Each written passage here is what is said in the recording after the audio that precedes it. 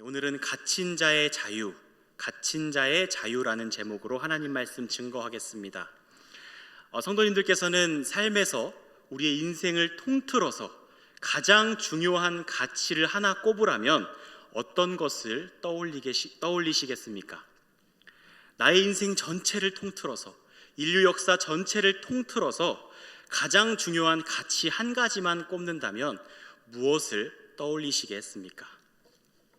저는 저의 인생과 이 역사 전체를 통틀어서 한 가지의 가치를 꼽으라면 주저없이 자유라는 가치를 떠올릴 것입니다. 자유가 도대체 뭐길래 그렇게 중요한가? 자유가 뭐길래 그렇게 자유가 인생과 우리 역사를 통틀어서 제일 중요하다고 말할까? 이 질문에 답을 하기 위해서는요, 자유가 무엇인지에 대한 이해가 먼저 필요할 것입니다. 우리는 흔히 이 자유라는 단어를 들으면 마음대로 선택할 수 있는 권리, 내 마음대로 무언가를 할 수 있는 것을 떠올리곤 합니다. 하지만 정말 그럴까? 한번 우리는 생각해 봐야 합니다. 내가 정말로 마음대로 뭔가를 선택할 수 있을 때 나는 정말 자유로운가? 나는 정말 그 안에서 기쁨과 행복을 누릴 수 있는가? 한번 질문을 던져보아야 합니다.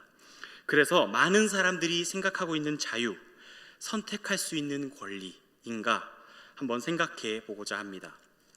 제가 섬기는 청소년부에는 4명의 리더가 있습니다. 학생 리더가 있는데요, 이 학생들은 하나같이 다 착하고 똑똑하고 심지어는 사랑도 너무너무 많아서 함께 리더 모임을 하거나 같이 앉아서 이야기를 하면 정말 행복해지고 마음이 막 힐링이 되는 것 같은 그런 아이들입니다.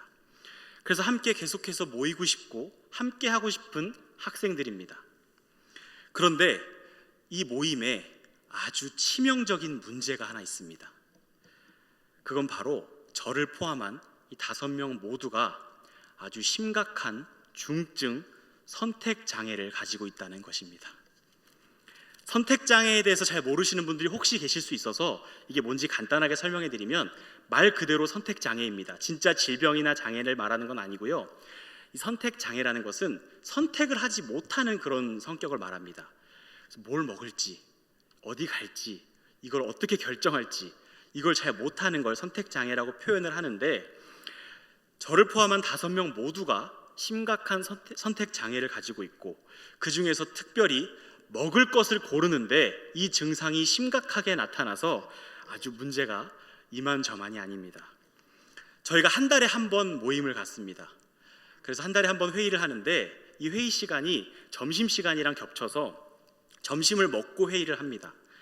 회의 시간은 1시간 잡으면 충분히 이야기하고도 수다를 떨고 재미있는 시간 보내고도 남습니다. 그런데 그 앞에 식사하는 시간 말고 무엇을 먹을까 고르는 시간이 30분이 걸리기도 하고 1시간이 걸리기도 합니다. 배보다 배꼽이 더 큰 저희 청소년부 학생 리더 회의입니다. 그래서 지금은 좀 많이 개선이 돼서요, 그냥 떠오르는 거 무조건 갑니다. 그냥 누가 하나가 떠오르면 그냥 거기 가자 하고 막 가버려서 그냥 먹고 같이 회의를 하는데요, 한때는 저희가 그렇게 오랫동안 음식을 고르고 서로 결정을 못 해가지고 주저하고 이랬던 적이 있습니다. 예수님께서는 무엇을 먹을까 걱정하지 말라고 하셨는데 저희는 먹을 게 없어서 걱정한 게 아니라 너무 많은 선택지가 있어서 그 중에 뭘 먹을까를 걱정하느라 저희는 무엇을 먹을까 항상 했던 그런 리더들이었습니다. 그런 저희 청소년부 학생 리더들에게는요, 선택할 수 있는 권리가 전혀 자유로 느껴지지 않았습니다. 그 시간이 별로 행복하지 않았습니다. 고르는 게 참 어려웠고 힘든 시간이었습니다. 오히려 누군가가 그냥 이거 먹자, 이거 먹어 라고 결정해 주는 것이 훨씬 더 편하고 좋을 때도 있었습니다. 이렇게 우리는 일상적인 예를 한번 들어봤지만 이처럼 자유라는 것은 단순히 내가 마음대로 선택할 수 있는 권리, 그것을 보장받는 것만은 아닙니다. 선택장애라는 말이 생긴 이유, 요즘에 선택장애라는 말을 많이 쓰는 이유는 어떤 것을 선택했을 때 그것이 그 선택을 함으로 인해서 다른 선택지를 포기했어야만 했고, 그 다른 선택지를 포기함으로 인해서 손해가 발생하기 때문에 그것을 잘 결정하지 못하는 사람들 때문에 생긴 겁니다. 이것을 경제용어로 기회비용이라고도 하는데, 어떤 것을 선택하면 반드시 선택하지 않은 것을 잃어버리는 그런 기회비용이 발생하는 것입니다. 그래서 선택하는 것도 실력이고, 이 실력이 없는 사람들은 많은 것을 계속해서 잃어버리는 삶을 살아야 합니다. 이 선택 장애는 계속해서 우리를 선택하게 만들고, 그 선택을 잘못했을 때 오는 손해로 인해서 계속 우리에게 부담감을 줍니다.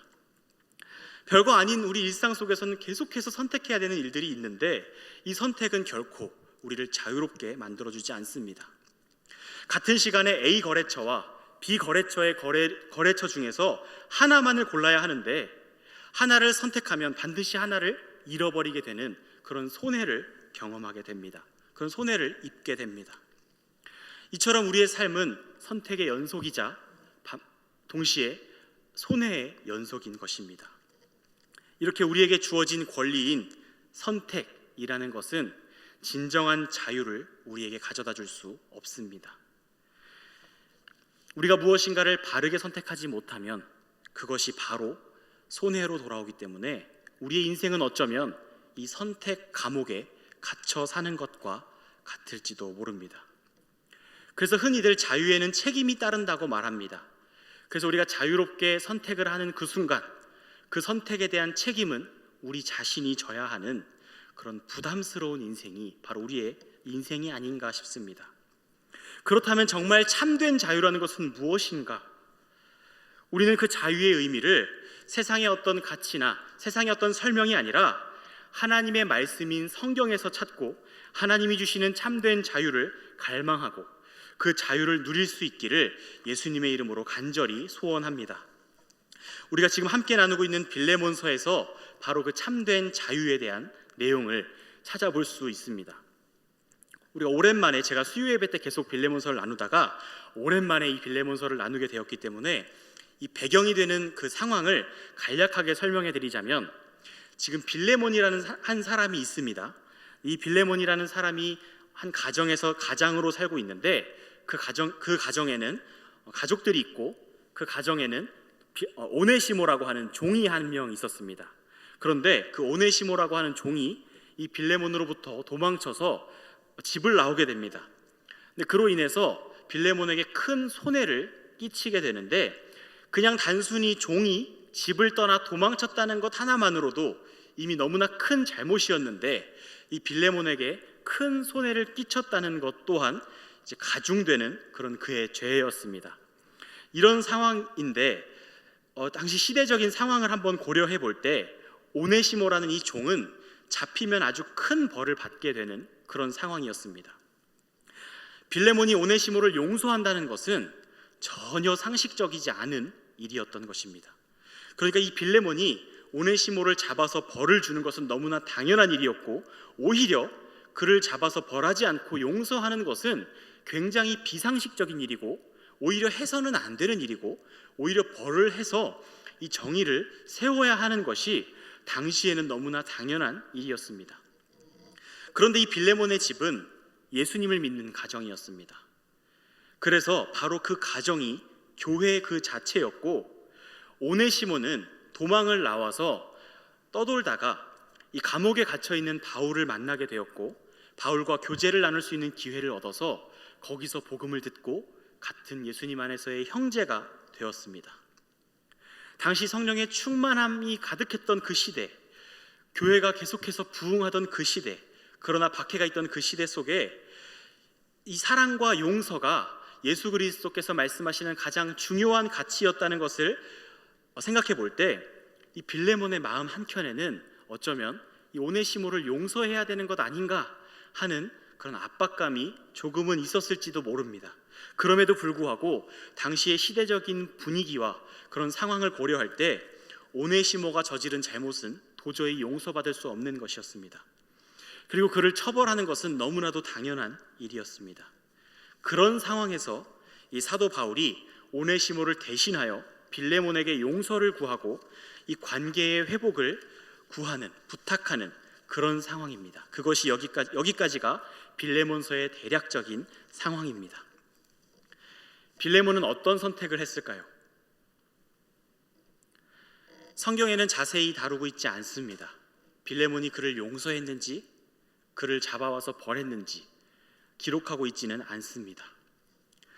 그리스도의 명령을 따를 것인가, 아니면 사회적인 분위기와 대세를 따를 것인가, 이렇게 질문을 드리면 어찌 보면 당연히 그리스도의 명령을 따르는 것이 옳다고 생각하실 수 있겠지만, 우리가 살아가는 세상 속에 이런 상황 속에서 그 일에 처한다고 한번 생각해 보면 이 문제는 결코 쉬운 문제가 아닙니다.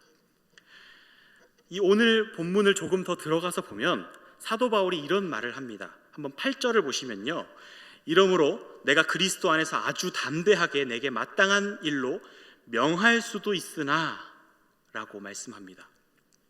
바울은 지금 이 사안에 대해서 자신이 너무나도 당연하게 명령할 수 있는 문제라고 밝힙니다. 세상의 상황에서는 오네시모가 잘못했고 벌을 받아야 마땅한데, 이제 예수 그리스도의 은혜를 받아 그의 나라의 법 안에 살게 된 그리스도인들은 당연히 하나님의 말씀을 들어야 한다는 것입니다. 이어서 9절에 보면 바울이 이렇게 표현합니다. 나이가 많은 나 바울이라고 표현하면서 당시로서는 아주 강력한 무기였던 나이로 이 빌레몬을 압박합니다. 길거리 싸움에는 필승 전법이 있죠. 너 몇 살이야? 이거를 지금 바울이 시전하고 있는 것입니다. 분리할 때 이 카드를 꺼내면 가장 치사한 방법이면서도 꽤나 효과적인 방법이기도 합니다. 지금 바울은 내가 나이가 꽤 많은데 내가 이 나이 먹고 너한테 이렇게 부탁한다고 말하고 있는 겁니다. 그런데 이 바울의 표현은요, 그런 의미이기도 하면서 동시에 바울만의 특유의 표현 방식입니다.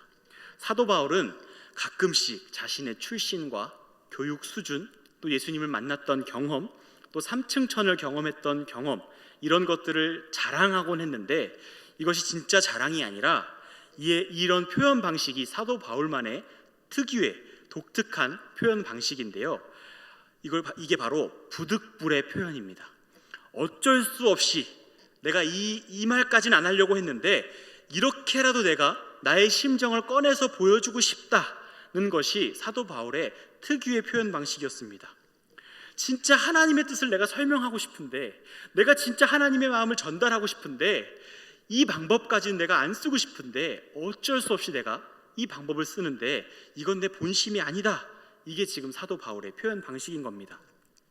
이렇게 해서라도 하나님의 뜻을 전달할 수 있다면 나는 내 자랑거리, 자랑도 안 되는 그 세상의 그런 모습들, 그런 세상적인 가치관들을 꺼내서라도 내가 하나님의 마음을 좀 보여주고 싶다라고 호소하고 있는 겁니다. 지금도 빌레몬과 오네시모 관계 안에 하나님 나라가 임하게 하기 위해서 자신이 명령할 수 있는 권리도 있고, 나이도 이렇게 많은데 내가 심지어 갇혀 있는데, 이런 것들을 생각해서라도 빌레몬을, 이 오네시모를 용서했으면 좋겠다. 그런데 내가 이것들을 내세우지 않고 오히려 다른 방법을 사용하고자 한다고, 이 세상적인 방법들, 나이 내세우고 자신의 권리, 하나님의 말씀을 강요하는 것, 그리고 자신이 지금 갇혀있는 처지를 내세우지 않고 그런 것들, 일상적인 방식, 상식적인 방식들을 내려놓고 다른 방법, 바로 하나님의 사랑으로 권면하고 부탁하는 것을 사용하겠다고 아주 강조하고 있는 표현인 겁니다. 다른 방법 많다, 수십 가지 방법이 있는데 그 방법 내가 하나도 사용하지 않고 하나님의 사랑으로 내가 간구한다고 강조하고 있는 것입니다. 9절을 다시 보시면 도리어 사랑으로서 간구하노라 라고 말하고 있는 겁니다. 나이가 많은 나 바울은 지금 또 예수 그리스도를 위하여 갇힌 자 되어 명령을 할 수도 있고, 내가 나이도 많고 심지어 예수님을 위해서 감옥까지 갇힌 나 바울인데도 하나님 나라의 법칙은 사랑으로서 간구하는 것이라고 사도 바울이 힘주어 말하고 있는 것입니다. 세상이 다 인정해주고 다들 그렇게 살아가는 방식이 있습니다. 그렇게 해도 비난받을 이유가 전혀 없고 너무나 당연하고 상식적인 방식이라는 것이 있습니다. 그것을 사용해도 아무 문제 없고 죄가 되지도 않는 그런 상식적인 일들이 있습니다.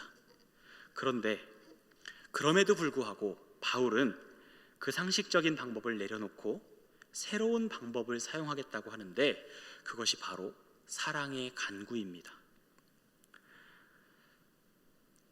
당연하게 지켜져야 될 일상과 상식 속에서 그리스도인들에게 주어지는 것이 한 가지 있는데 그것은 바로 상식을 뛰어넘고 일상을 뛰어넘는 자유입니다. 사도 바울은 지금 자신의 권리, 자신이 상식적으로 행할 수 있는 그 권리를 내려놓고 빌레몬에게 바톤을 넘겨주고 있습니다.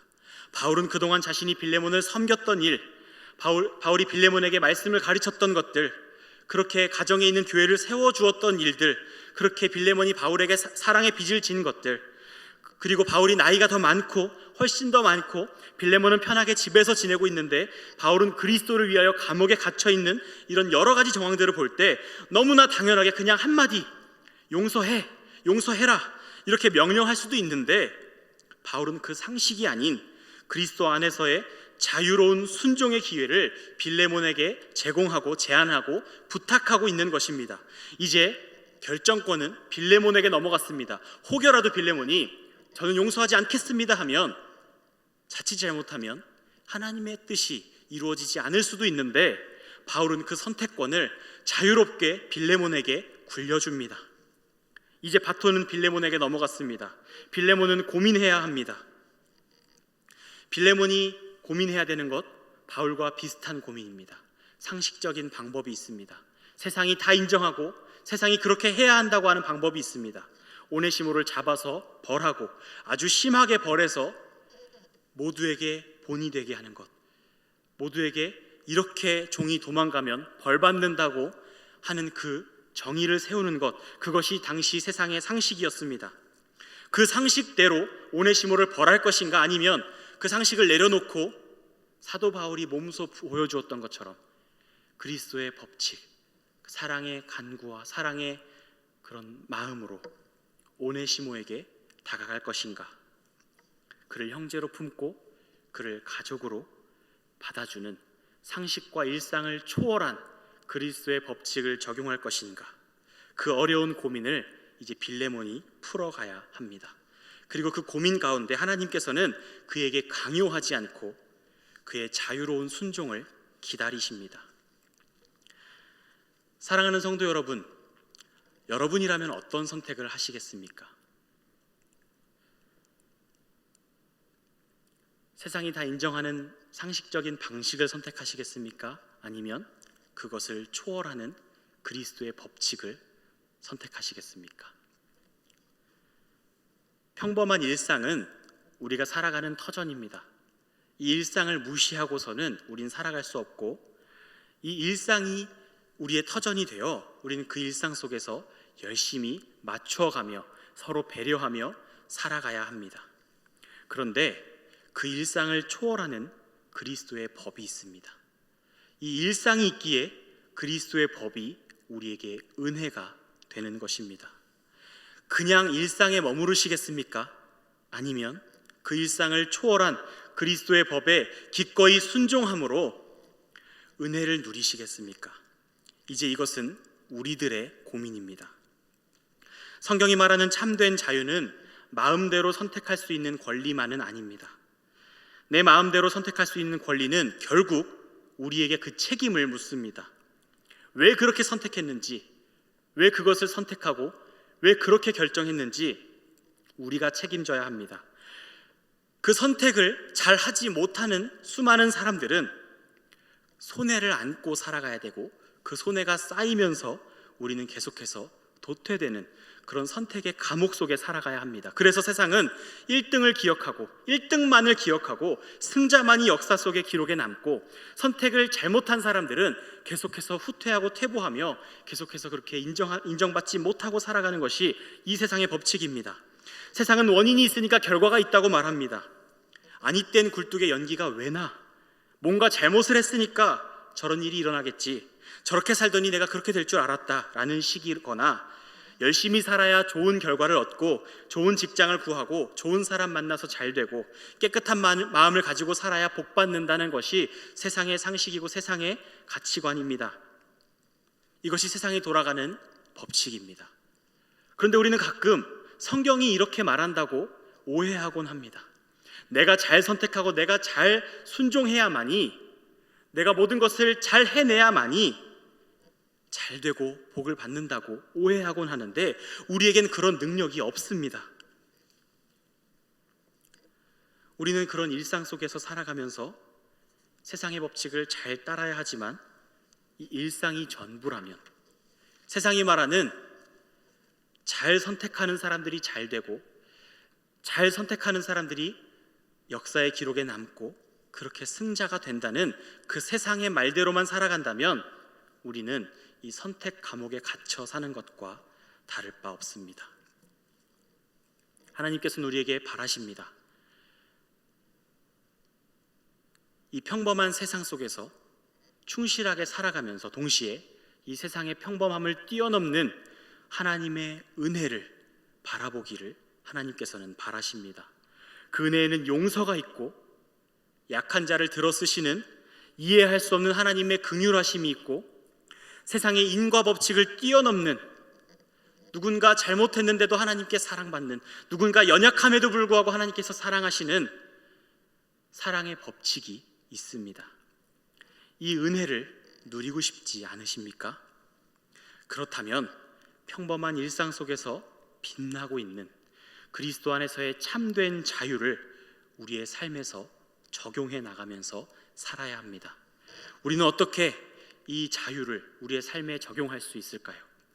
더 이상 내가 선택하는 그 선택이 아니라 참된 자유, 그리스도 안에서 하나님께서 마음껏 기다려주시고 우리가 기꺼이 순종할 수 있도록 우리 인도하시는 이 참된 자유, 이 자유를 우리는 우리의 삶에서 어떻게 적용해 볼 수 있을까요?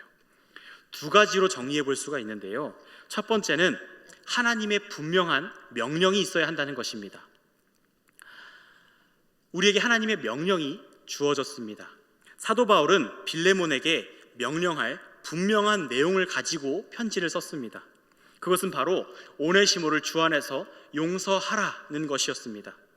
그리고 용서할 뿐만 아니라, 그래 내가 이젠 용서할게, 이 정도의 마음뿐만 아니라 이제는 그를 종이 아니라 형제로 받아들이라는 말도 안 되는 내용을 지금 담대하게 적고 있습니다. 왜냐하면 이것은 사도 바울의 생각이 아니라 하나님의 명백하고 분명하고 명확한 명령이었기 때문에 사도 바울은 주저하지 않고 용서하라고 기록합니다. 그렇게 명확한 하나님의 명령이 주어집니다. 이 명령은 오네시모에게만 특권으로 주어지는 용서가 아니라 사도 바울이 예수님을 만날 때도 경험했던 그 용서였고, 빌레몬이 예수님을 만날 때도 경험했던 용서였습니다. 이제 오네시모가 그 용서를 받을 차례가 된 것뿐입니다. 하나님의 명령은 분명합니다. 하나님께서는 성경을 통해 명확하게 명령하십니다. 하나님의 명령은 해도 되고 안 해도 되고, 이래도 되고 저래도 되고 잘 모르겠는 그런 애매한 것이 아닙니다. 하나님의 명령은 분명하고 우리에게는 그저 순종을 요구하십니다. 그 명령을 듣기 위해서 우리가 지금 당장, 오늘 당장이라도, 당장 내일부터라도 할 수 있는 일이 있는데요. 그게 뭘까요? 그건 바로 이겁니다. 별거 아닌 것 같은 바로 이겁니다. 지금 이바울 목사님과 박성찬 강도사님이요, 정말 죽어라고 열심히, 한 분은 계속 녹음을 받으시고요, 한 분은 계속 편집을 하십니다. 지금 계속 유튜브에 성경 릴레이 성경 통독이 올라오잖아요. 이게 기적입니다. 제가 볼 때는 기적입니다. 어떻게 이걸 매일 편집해서 올리지라는 생각이 드는데요. 저희가 이렇게 생각했으면 좋겠어요. 이걸 매일 녹음하고 편집해서 올리시는 분도 있는데 이거를 그냥 눌러서 잠깐 한 5분 10분 시간 내서 듣는 건 왜 못하나, 그냥 우리 열심히 듣자, 열심히 읽자, 이렇게 마음 가지시고 함께 열심히 해주셨으면 좋겠습니다. 이 릴레이 성경 통독, 별거 아닌 것 같은 이게요, 그냥 교회 프로그램이고 행사 같은 이것이 우리가 성경을 읽고 듣고 함께 하나님의 말씀을 우리 마음에 새기면서 이 분명한 하나님의 명령을 분별하는 시간인 겁니다.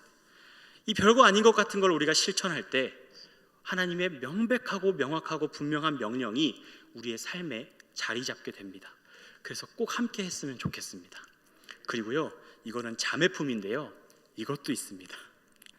영동중앙교회 100가지 기도 제목인데 기도 정병단에서 열심히 만들었습니다.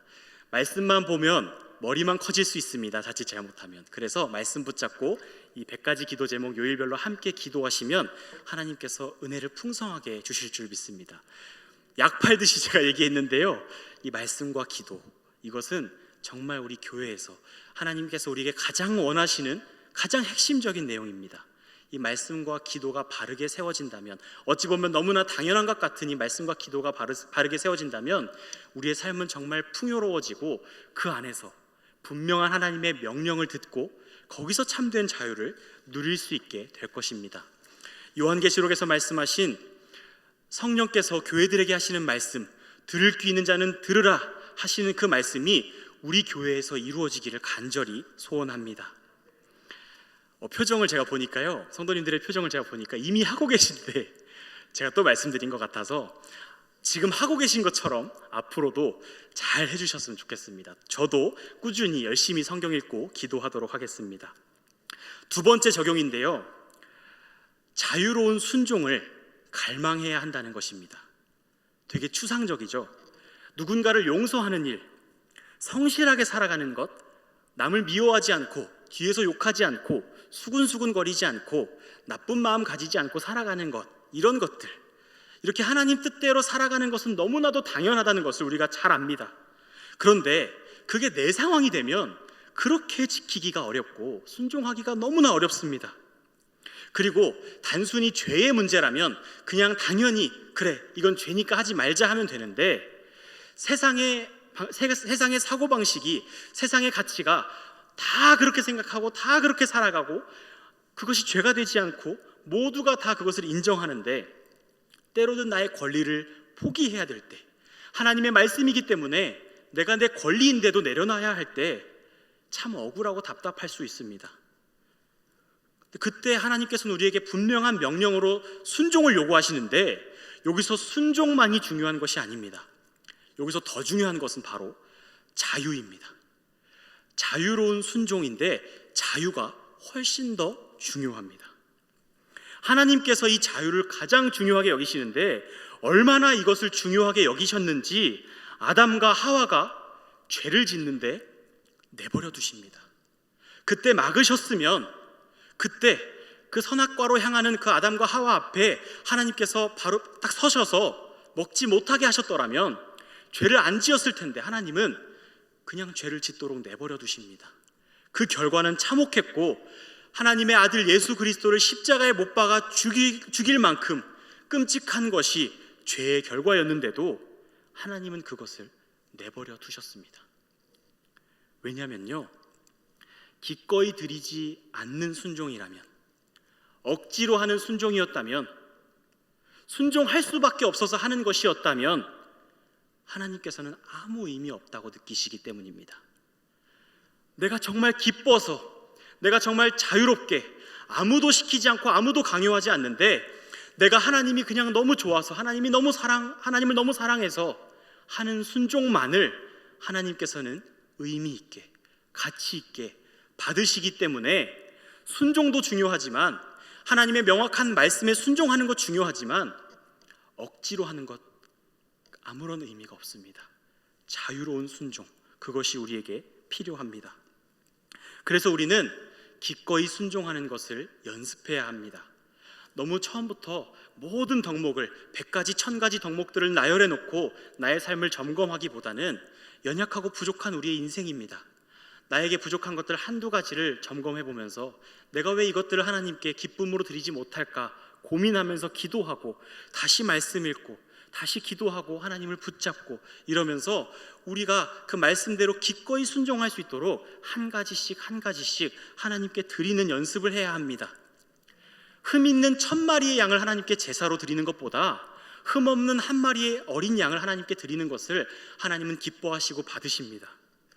우리의 인생이 누가 봐도 그냥 좋은 사람, 그냥 착한 사람이 되는 것보다 조금 부족하고 모자라도, 모든 나의 삶의 전부를 지금 당장은 다 드릴 수 없는 것 같아도 작은 것 한 가지, 내가 이 부분만큼은 하나님께 기꺼이 드리겠다고 연습하고, 또 그 영역을 확장해 나가고, 그렇게 하나님께 기꺼이 드리고 기쁨으로 드리는 순종의 영역을 넓혀가는 사람들을 하나님께서는 기뻐하십니다.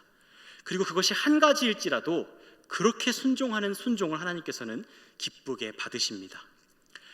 사람들이 인정하는 그런 좋은 모습의 사람이 되려고 노력하지 마시고, 하나님이 보실 때 그래 너가 이거 하나만큼은 나에게 정말 진심으로 순종했구나라고 인정해 주시는 그런 순종의 성도님들이 되시기를 바랍니다.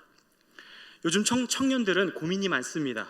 술도 해야 되고 담배도 피는 사람들도 있고, 연애해야 되고 결혼해야 되고 취업해야 되고, 또 주일 성수 문제, 기타 등등 수많은 문제들이 청년들에게 있습니다. 그동안 이것들에 대한 답을 찾느라 많이 고민했을 겁니다. 그리고 함께 목회자와 또 청년 소그룹 안에서, 또 청소년들 소그룹 안에서 이런 것들을 논의하고 토론하면서 그동안 너무나 많은 그런 토론을 해왔습니다. 그래서 어느 정도 모범 답안까지 나온 것 같아요. 그런데 어딘가 공허합니다. 어느 정도 답도 있는 것 같고, 어느 정도 그냥 이렇게 어느 수준에 오른 것 같은데 뭔가가 공허합니다. 그것은 우리가 그런 토론하고 머리로 알았던 것들에 대한 순종이 없기 때문입니다. 이제 우리에게 필요한 것, 지금 이 시대의 청년들에게 필요한 것은 자유로운 순종입니다. 그런데 여기서 지금 이 자리에 나오신 성도님들께서 꼭 해주셔야 되는 것이 하나 있는데, 그게 바로 충분히 사랑해주면서 기다려주는 것입니다. 저를 포함한 젊은 이들은 아직 연약합니다. 판단력도 부족하고요, 아직 인생의 경험이 부족하기 때문에 모든 것을 잘 알지 못합니다.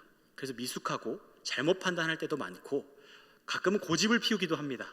내가 옳다고 막 주장하기도 합니다. 그렇게 연약하고 부족한 것이 젊은이들인데, 이들을 기다려주시고 이들에게 계속해서 격려해 주시고 계속 사랑을 공급해 주셔야 합니다. 그들이 기꺼이 하나하나 순종해 나갈 수 있도록 그들을 위해서 기도해 주시고, 그들을 세워주시고, 그 연약한 모습 그대로 받아주시는 그 사랑이 필요합니다. 우리 이 자리에 모인 성도님들께서 오늘 본문에 나오는 바울이 되어주셔서 마치 빌레몬에게 기다려주시고 오네시모를 용서하듯이 우리 청년들, 젊은 자녀들을, 우리 어린 자녀들을 용납하고 기다려주시면 훗날 우리 자녀들이 자라서 나이가 들고 이 사회의 중추가 되었을 때 그들이 하나님께 기꺼이 순종하는 영역들이 정말 많아질 것입니다. 이제 그들이 머리로만 순종하지 않도록, 머리로만 하나님의 말씀을 알지 않도록 계속해서 사랑해 주시고 기꺼이 순종하고 자유로운 순종을 할 수 있도록 계속해서 기도해 주시고 격려해 주시기를 부탁드립니다. 예수 그리스도의 사랑은 결코 빗나가지 않습니다. 그 예수님께서 한 사람을 지목하시면 예수님의 사랑은 그 마음을 반드시 뚫으십니다. 그 예수님을 믿는 그 신뢰를 근거로 우리 옆에 있는 지체들, 또 젊은이들을 용납해 주시고 기다려 주시며, 또 우리 자신은 하나님께 기꺼이 순종함으로 하나님을 기쁘시게 해드릴 수 있기를 간절히 소원합니다. 이제 말씀을 맺으려고 합니다. 오늘 본문을 기록한 사도 바울은 감옥에 갇혀서 자유를 박탈당한 상태입니다. 그런 그가 자유를 논하고 있습니다. 그가 말하는 자유는 이 세상의 그 무엇이 우리를 억압하고 옥죄도 결코 가둘 수 없는 것이 있으니 그것은 바로 하나님을 섬기고 하나님께 마음껏 순종할 수 있는 우리의 자유라고 말합니다. 우리 안에 이 자유가 있습니까? 우리가 넘어져도 강요하지 않으시고, 우리가 때로는 하나님께 불순종해도 우리를 망하게 하지 않으시고 하나님께 순종할 수 있도록 끝까지 기다려주시는 그 사랑 안에서 누리는 이 자유가 우리 영동중앙교회 안에 있습니까?